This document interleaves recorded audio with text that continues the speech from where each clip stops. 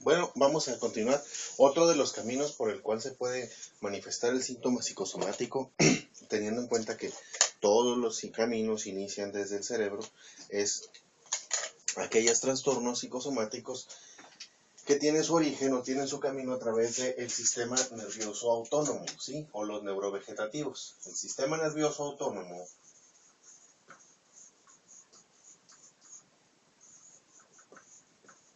¿sí? Es la parte de nuestro sistema nervioso, es decir, es la parte de nuestro sistema de nervios y cerebro que trabaja por sí solito.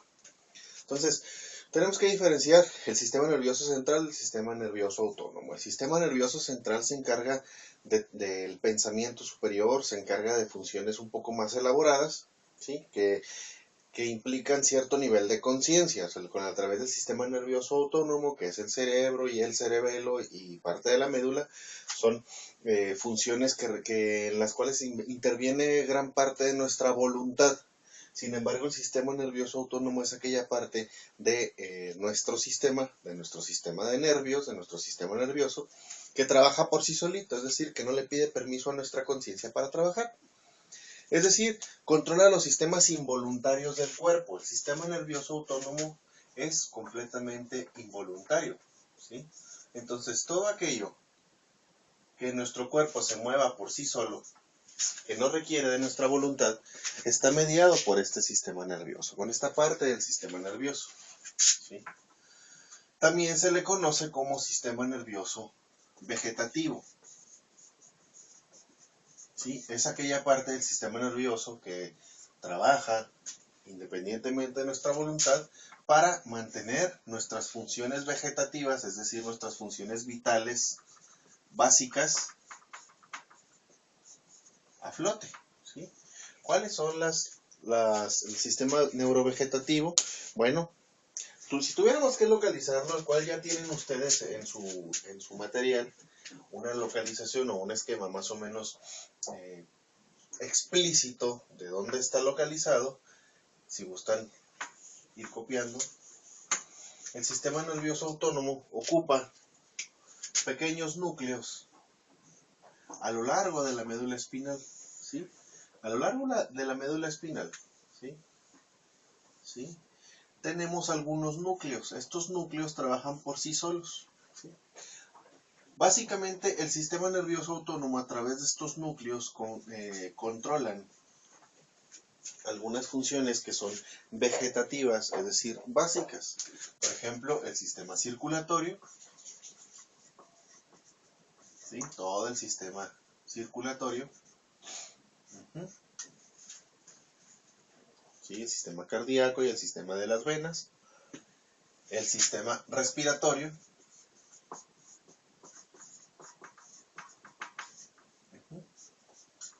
el sistema gastrointestinal,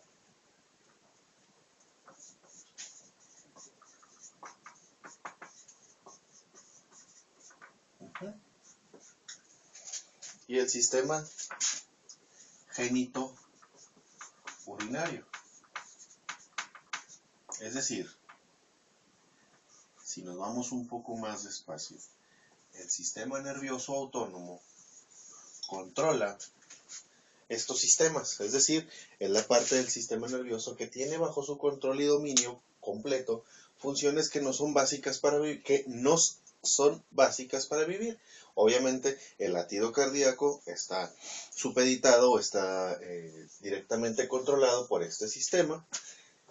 El sistema respiratorio, es decir, la manera en la que nosotros respiramos, también está controlado por ese sistema. Con respecto al, por ejemplo, el sistema circulatorio, nosotros no requerimos nuestra conciencia para controlar el latido cardíaco. Es decir, nuestro corazón late por sí solito. Late solito, no necesitamos nosotros a través del acto de voluntad hacer que nuestro corazón lata y por el contrario, obviamente no podemos hacer simplemente con nuestra voluntad, no podemos producir que el corazón deje de latir, eso sería completamente absurdo. Por eso estos centros son independientes de nuestra conciencia está específicamente de aquí hacia arriba, de la médula hacia arriba, el sistema circulatorio trabaja por sí solito, no podemos detenerlo. Igual el sistema respiratorio. Nadie puede simplemente dejar de respirar hasta que se muere, porque inmediatamente estos núcleos se activan y le dicen a la persona, ¿sabes qué? Vuelve a respirar porque si no te vas a morir. O sea, básicamente no requiere de nuestra conciencia ni de la intervención de nuestra conciencia directa para funcionar. El sistema gastrointestinal, pues es el sistema de la digestión de la comida, ¿sí? Nosotros no podemos controlar directamente los movimientos de nuestros intestinos. Simplemente se produce la digestión muy independientemente de nuestra voluntad. Comemos algo y el sistema gastrointestinal se encarga de procesarlo solito desde la absorción de nuestros alimentos a nivel estómago y esófago hasta la expulsión. Son procesos que nosotros difícilmente podemos controlar a través de la voluntad. Y bueno, el genito urinario se refiere a los genitales, ¿sí? Tanto masculinos como femeninos, y las vías urinarias, es decir, la orina, la micción. La orina y la genitalidad son parte de este sistema neurovegetativo. Entonces, hay ocasiones en las que por algunas razones,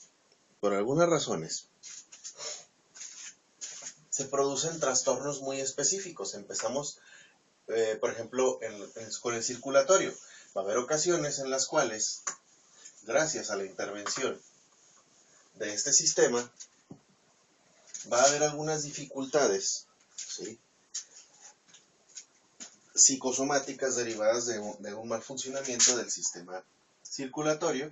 Específicamente vamos a hablar cuáles enfermedades se pueden considerar psicosomáticas, ¿sí? En este caso vamos a encontrar dos de las principales: la hipertensión.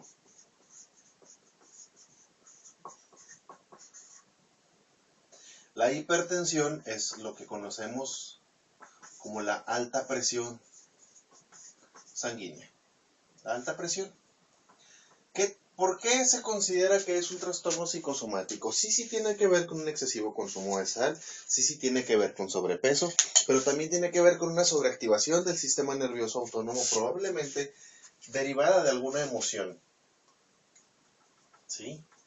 La emoción tiene efectos directos sobre el sistema nervioso autónomo. El sistema nervioso autónomo tiene efectos directos, por ejemplo, con el funcionamiento del sistema cardíaco, es decir, el sistema de sangre, y eleva la presión. No quiere decir que la causa, que 100% de la causa de la hipertensión sea una situación emocional. Sin embargo, si una persona tiene predisposición a la hipertensión, una situación emocional va a acelerar el sistema nervioso autónomo, causando una alta presión. Es decir, ¿qué es la alta presión?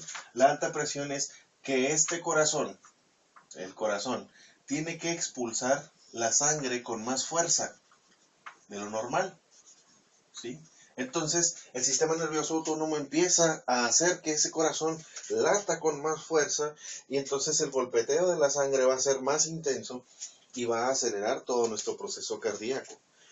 ¿Qué significa esto? Subyace detrás de la hipertensión muchas de las ocasiones una emoción que no está siendo procesada a nivel cerebro, y que el sistema nervioso autónomo está haciendo que el sistema cardíaco, que el sistema de nuestra sangre empiece a trabajar a marchas forzadas. Obviamente, una de las emociones más frecuentes pues es el estrés. El estrés va a provocar este sobrefuncionamiento del sistema nervioso autónomo, que a su vez va a derivar en un mal funcionamiento o en un hiperfuncionamiento de la presión cardíaca. Si gustan ustedes copiarlo, ponerle pausa para continuar.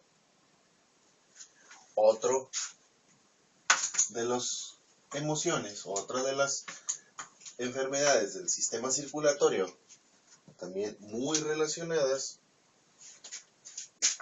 es la arritmia cardíaca. La arritmia cardíaca son dos: la taquicardia que es un aumento en las pulsaciones por minuto de un corazón, y la bradicardia es una disminución del ritmo. Una arritmia cardíaca también está derivada de un mal funcionamiento del sistema nervioso autónomo en su rama circulatoria y puede ser interpretado desde la psicología, ¿sí?, como una pérdida del ritmo vital. Algo dentro del psiquismo de esta persona pudo haber llegado a irrumpir el funcionamiento normal de la vida de esta persona, y entonces produce arritmias. O sea, la arritmia es una manifestación desde la psicología, de que algo en la vida de este sujeto perdió el ritmo. Simbólicamente vemos que muchas personas después de un suceso que emocionalmente pudo no haber procesado de manera adecuada, pudo no haber procesado de manera correcta, muchos sujetos pareciera como si perdieran el ritmo de sus propias vidas, y entonces se manifiesta a través de ¿qué? A través de la pérdida del ritmo vital. Este ritmo que nosotros naturalmente tenemos, todo en la naturaleza tiene un ritmo, se pierde. Pareciera como si entonces ese discurso natural de nuestro cuerpo se estuviera perdiendo, se estuviera perdiendo sentido. Entonces, la arritmia cardíaca, tanto la taquicardia como la bradicardia, puede ser interpretada desde la psicología como una pérdida del ritmo vital. Algo dentro de nuestro psiquismo vino e irrumpió ese ritmo que nosotros llevábamos. Fisiológicamente hablando, se explica como una sobreexcitación del sistema nervioso autónomo a través del sistema nervioso autónomo. Si gustan copiarlo, pónganle pausa. Tengo que continuar. Otros de los sistemas que se ven involucrados dentro del funcionamiento del sistema nervioso autónomo, pues es el sistema respiratorio.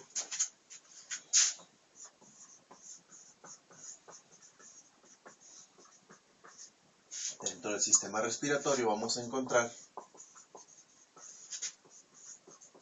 esta enfermedad que está directamente relacionada, el asma bronquial. ¿Qué es el asma bronquial? El asma bronquial es la dilatación crónica de los conductos de nuestros bronquios, ¿sí? Cuando nosotros respiramos, incorporamos aire a través de nuestra tráquea, llega a los pulmones, en nuestras ramificaciones, y esos pequeños núcleos dentro de nuestros pulmones, donde se purifica la sangre a través de la acción del oxígeno, pues se llaman bronquios, bronquiolos. Bronquios son los conductos por los que pasan dentro del pulmón para ser purificados. Entonces se estrechan estos, se hacen cortitos, se hacen más angostos, pierden la acción normal, y entonces causa el asma. El asma es como sentirse ahogado por dentro. No es una falta de aire como cuando te quedas sin respirar, sino es una falta de aire por dentro. ¿Qué está manifestando el asmático? El asmático está sintiendo que algo dentro de sí se vuelve angosto, ¿sí? Si traducimos la raíz latina de angosto, tenemos Angst. El Angst también se puede traducir como angustia, ¿sí? ¿Qué significa esto? El asma bronquial psicológicamente está simbolizando una angustia que el sujeto puede llegar a expresar. Y como a veces no lo expresa, o como no es expresado el síntoma a través de la racionalización, bueno, el cuerpo lo va a expresar a través del asma bronquial. Es muy común entonces que los sujetos con asma bronquial sean sujetos que tengan tendencia a angustiarse excesivamente. Como dato adicional, el asma bronquial, ¿sí?, o los sujetos con asma bronquial, sobre todo infantiles, son sujetos que de pequeño estuvieron expuestos a la angustia de la separación. Son sujetos que tienden a ser muy dependientes, son sujetos que tienden a tener las crisis asmáticas cuando se ve amenazada el vínculo con una persona querida. Entonces, ¿qué significa? Muchos sujetos con asma bronquial expresan la angustia de perder al ser amado a través del síntoma. Entonces, el asma bronquial tiene esta definición de angustia y muchas de las asmas bronquiales o muchas de las crisis de asma aparecen justamente después de una ruptura, después de la pérdida o de la separación de un ser amado. Entonces, psíquicamente hablamos del asma bronquial con un componente de angustia de separación. El asma bronquial sí tiene un componente fisiológico que tiene que ver con el estrechamiento de los bronquiolos o de los bronquios, que son estos conductos de aire dentro del pulmón, pero psíquicamente habla de una angustia que el sujeto está expresando a partir de esto. Tengo que borrar. Recuerden, pueden poner pausa si quieren ustedes estar copiando. Otro de los síntomas dentro del sistema respiratorio, pues es la hiperventilación. Está muy relacionada al asma bronquial. Hiperventilación, cuando la persona respira de manera agitada, ¿sí? Lo hace en respuesta a un estímulo amenazante,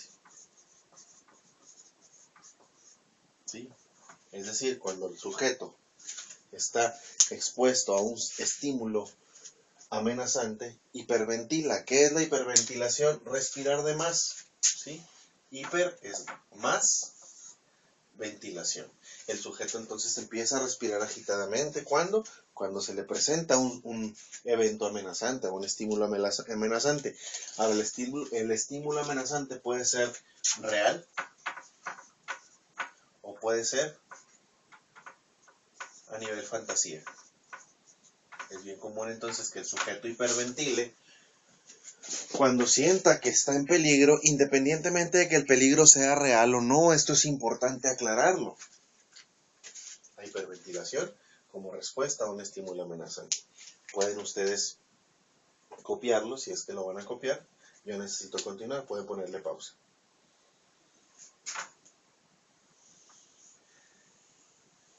Vámonos a uno de los síntomas psicosomáticos clásicos, que es dentro de los trastornos gastrointestinales. Vamos a empezar desde arriba, ¿sí? El llamado reflujo, ¿sí? Que también vamos a conocer, o vamos a... ¿Qué es el reflujo? Vamos. El reflujo es cuando la persona es incapaz de pasar el alimento e incorporarlo, digamos así. Entonces, en el reflujo muchas personas tienen su día normal, comen durante el día, pero durante la noche empiezan a devolver la comida y empieza a devolver la comida cargada de ácido. Es una afección bastante molesta y dolorosa. El reflujo gastrointestinal psíquicamente está relacionada ¿con qué? Con un rechazo simbólico a lo que representa la comida.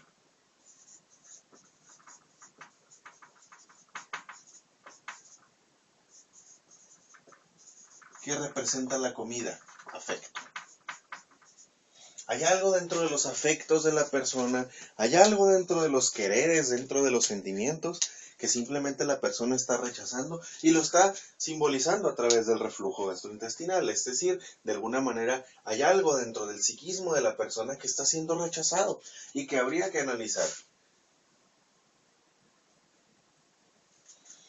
Otro de los clásicos dentro del sistema gastrointestinal, digo de los clásicos porque es una de las enfermedades psicosomáticas más comunes, es la gastritis, que en muchas de las ocasiones termina en úlcera péptica. Para entender la dinámica psíquica de la gastritis, tengo que remontarme a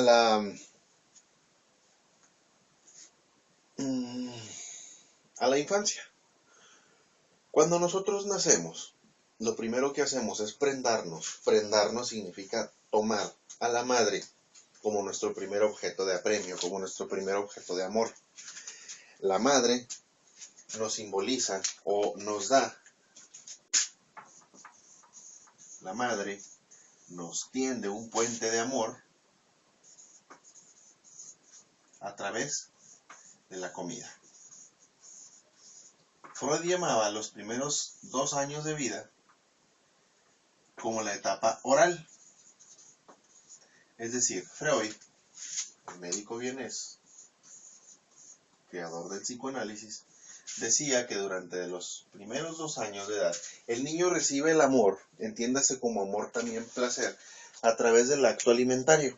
¿Sí? Entonces, de alguna manera, muchos de estos recuerdos de nuestra infancia siguen activados dentro de nosotros. Un sujeto con gastritis, ¿sí? Un sujeto con gastritis, psíquicamente, está esperando un afecto. ¿Sí? La gastritis, ¿por qué se produce? Se produce por una sobreproducción de ácido gástrico. El ácido gástrico se produce cuando se espera la comida. Entonces, ¿qué es lo que ocurre? Vamos despacio. Cuando se espera la comida, el sistema gastrointestinal comienza a producir más jugos gástricos. Dentro del jugo gástrico, pues encontramos el ácido gástrico, el ácido clorhídrico. ¿Okay? En la espera de la comida, en espera de esta situación de alimentación, la persona empieza a producir ácidos. Pero ¿qué es lo que ocurre? Cuando la comida no llega, este ácido gástrico empieza a sobreproducirse y empieza a irritar las paredes del estómago, que es lo que conocemos como gastritis. Ahora, si sustituimos lo que habíamos aprendido, psíquicamente o psicológicamente, la gastritis puede simbolizar una espera no obtenida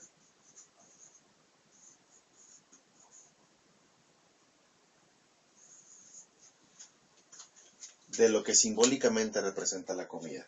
Es decir, gran parte del componente psíquico dentro de la gastritis tiene que ver con una frustración de las necesidades de afecto. Es decir, de alguna manera, el sujeto, organismo, está esperando a que algo sea satisfecho desde fuera. Estamos hablando de un afecto. Estamos hablando del amor que viene desde fuera. Algo espera que venga y al no esperar, y al esperar y no obtener, se obtiene la frustración. Simbólicamente la gastritis representa esta frustración del afecto. Porque el sistema neurovegetativo de alguna manera estaba esperando a que viniera el alimento está cargado con afecto, y entonces este nunca llega. Claro que médicamente la gastritis también está relacionada con las malpasadas, con el no comer, con hábitos alimenticios irregulares, pero psíquicamente no olvidemos que hay una conexión inmediata entre la comida y el afecto. No olvidemos que en nuestra sociedad occidental el afecto está directamente relacionado con comida. Tan culturalmente aceptable es el hecho de que, por ejemplo, cuando vas a recibir afectivamente a alguien, o una de las mejores maneras de demostrar afecto, pues es a través justamente de la comida. Si gustan copiarlo, adelante. Yo tengo que continuar, pueden ponerle pausa. Repito, la gastritis y la úlcera péptica es la exacerbación de la gastritis, simbólicamente representa la frustración en la espera del afecto. ¿En la espera de qué? Del amor. Hay necesidades afectivas que no han sido satisfechas en estos sujetos. Pueden ponerle pausa si lo van a copiar. Tengo que continuar.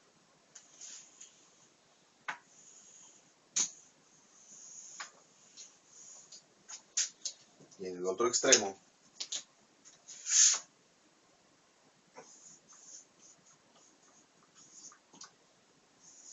la colitis. ¿Qué es la colitis? Es la inflamación del colon.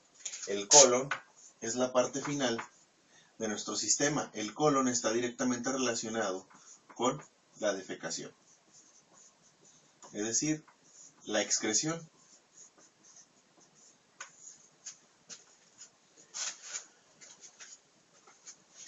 En la colitis, que es esa inflamación del último tercio, del último tracto de nuestro tubo digestivo, ¿sí?, se produce usualmente por un estancamiento de este proceso. ¿Sí? Físicamente hablando, hay un estancamiento del proceso de defecación. ¿Qué es lo que hace? Paralizar. Hay una paralización, hay una parálisis del proceso de estancamiento. Hay una parálisis, hay un estancamiento. ¿Sí? Hay una dificultad para dejar ir. Entonces, psíquicamente, la colitis representa una dificultad del sujeto para soltar. ¿Sí? Para dejar ir las cosas. Ahora, ¿qué cosas pudiera el sujeto estar realmente reteniendo a través de la colitis? Tuviéramos que adentrarnos dentro del psiquismo de esta persona y ver si hay dificultades. Si la persona se está resistiendo a un duelo, si la persona está pasando por un proceso de divorcio, si la persona está teniendo dificultades, algunas dificultades que no puede expresar a través de las palabras o de los actos, y que lo está simbolizando o que lo está expresando justamente a través de esta enfermedad. Esto es la colitis, tal cual. Es la expresión del estancamiento o de la parálisis o esa dificultad para soltar el pasado, para soltar los amores, para soltar el dinero, para soltar. Nosotros sabemos que nuestra vida, o que la vida, es un continuo incorporar y dejar ir. ¿Sí? Nosotros incorporamos nuevas experiencias, pero también dejamos ir experiencias distintas. La colitis simbólicamente representa este estancamiento personal que se manifiesta a través de una dificultad para la defecación o una dificultad para la excreción. Pueden ponerle pausa, yo necesito continuar para aprovechar el tiempo.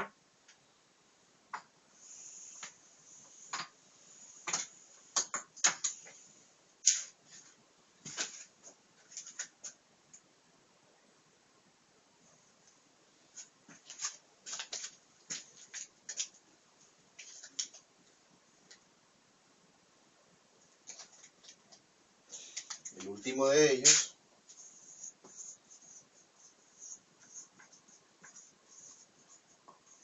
es el genito urinario. ¿Sí? Dentro del genito urinario encontramos, por ejemplo, en los varones, la eyaculación precoz.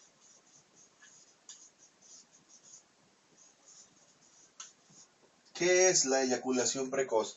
La eyaculación precoz es que el sujeto varón eyacule muchísimo antes de lo esperado, es decir, si le ponemos tiempo, estamos hablando de que dure menos de 2 minutos después de la penetración.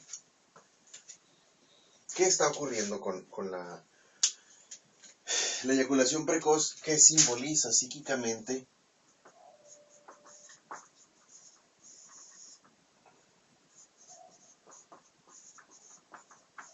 Una falta de confianza en sí mismo,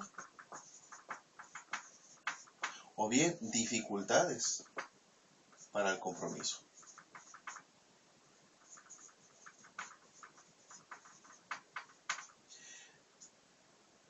¿sí? El sujeto de alguna manera está soltando antes de tiempo porque tiene una falta de confianza en sí mismo, o en muchas de las ocasiones la falta de confianza en sí mismo provoca una eyaculación precoz. Pareciera como si entonces reproducirse rápido le garantiza al sujeto trascender a través de la otra persona, es decir, dejar un hijo rápidamente. También habla de una dificultad para el compromiso.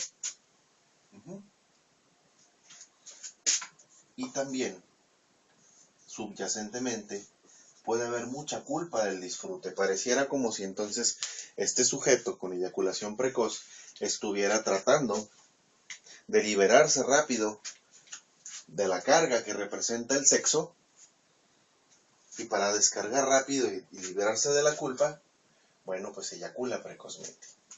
Esto es lo que podemos, o lo que el síntoma de la eyaculación precoz puede expresar a través de la misma. En el caso de los varones. ¿Quién gustan copiarlo? Tengo que borrar.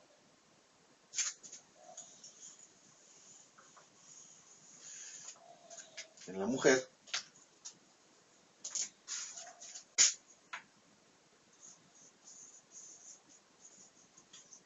el vaginismo. ¿Sí? ¿Qué es el vaginismo? Es el estrechamiento de la vagina que impide la penetración o la libre acción del paso del miembro dentro de ella, que simbólicamente está representando tensiones, ¿sí?, relacionadas al acto de recibir. ¿Qué puede haber con las tensiones relacionadas al acto de recibir? Algo está cerrando el paso a la otra persona. Puede ser en muchas de las ocasiones desconfianza hacia el otro, ¿sí?, culpa por el placer, y en muchos de los casos de vaginismo también está relacionado ¿con qué? Con experiencias traumáticas.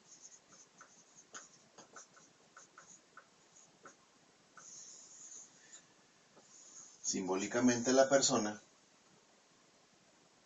está teniendo dificultades para recibir a la otra persona.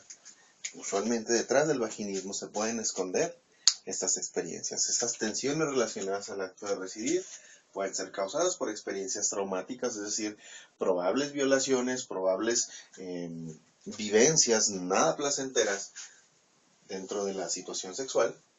En muchos casos son violaciones. Desconfianza al otro, en muchas de las ocasiones la persona o la mujer cierra los canales a la otra persona porque hay una extrema y franca desconfianza hacia la otra persona. Y también en muchas de las ocasiones gran parte de nuestras neurosis son justamente porque fuimos educados en la culpa por el placer. Pareciera como si el placer fuera algo de lo que tuviéramos que sentirnos culpables. Bueno, pueden copiarlo, lo voy a borrar. Necesito continuar.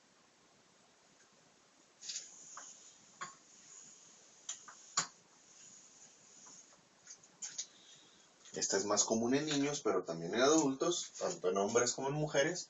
Enuresis. ¿Qué es la enuresis? Es la pérdida del control de la orina. Cuando no es causado por infecciones del tracto urinario, psíquicamente esta pérdida del control de la orina puede deberse a situaciones de ansiedad extrema. Es muy común que los niños, por ejemplo, que están enfrentando un proceso de divorcio de los padres, materialicen su ansiedad a través del síntoma de la enuresis. ¿Sí? También la pérdida del control de la orina, sobre todo en niños, tiene que ver también con experiencias sexuales traumáticas. En mi experiencia clínica, ¿sí?, puedo hablar de que gran parte de la enuresis, sobre todo en varones, está relacionada con abuso sexual directamente. No quiere decir que si tú estás haciéndote pipí, fuiste violado de niño. No, es un indicador. Un indicador significa que puede existir la presencia de, tampoco vamos a generalizar, pero en muchos de los casos, la enuresis, sobre todo en niños varoncitos, está relacionado con haber sido víctima de tocamientos o haber sido víctima de algún tipo de abuso por parte de un adulto, usualmente.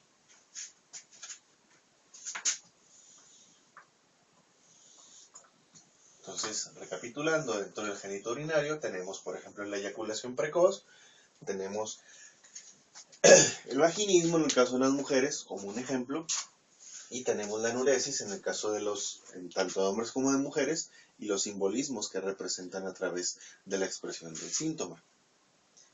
Entonces, regresando, todos estos síntomas son causados por una sobreactivación del sistema nervioso autónomo. El sistema nervioso autónomo es completamente involuntario.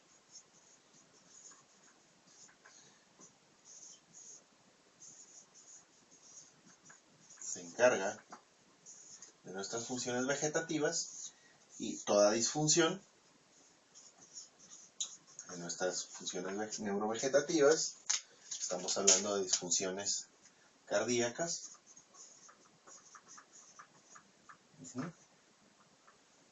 disfunciones gástricas, respiratorias y genitourinarias, en gran medida son causadas por una disfunción de las funciones neurovegetativas a través de una alteración del sistema nervioso autónomo, usualmente subyacente una emoción no expresada. Ya vimos algunos de los síntomas, ya vimos algunas de las expresiones y ya vimos algunas de las probables explicaciones de estos funcionamientos desde el punto de vista psíquico. Y pues bueno, vamos a